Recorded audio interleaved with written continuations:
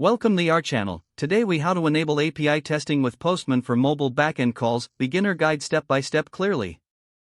First, open the Postman application on your computer.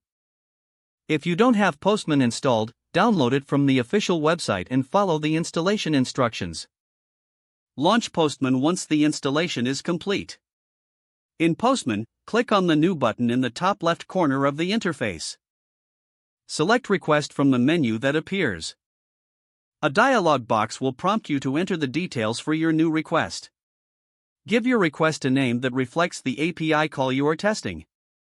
Choose a collection to save it in, or create a new collection if needed. Click on Save to proceed. Now, in the request window, select the HTTP method you want to use from the drop-down menu. Common methods include GET, POST, PUT, and DELETE. Enter the URL of the mobile backend API you want to test in the request URL field. If applicable, add any query parameters by clicking on the Params button. To include headers, click on the Headers tab and enter the required header key value pairs. If you are making a POST or PUT request, switch to the Body tab. Choose the appropriate body type, such as raw or form data. In raw mode, select JSON from the dropdown if you are sending JSON data. Enter your request body in the provided text area.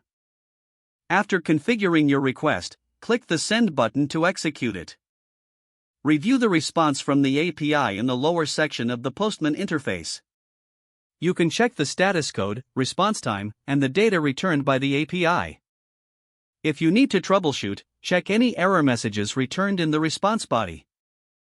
Postman allows you to test different scenarios by modifying your request as needed.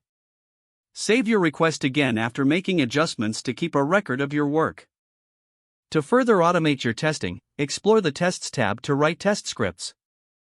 Postman provides a simple JavaScript environment for creating tests. Once your test scripts are written, you can run them by sending the request again. This process allows you to validate that the mobile backend API behaves as expected. You can also import and export collections for collaboration with your team.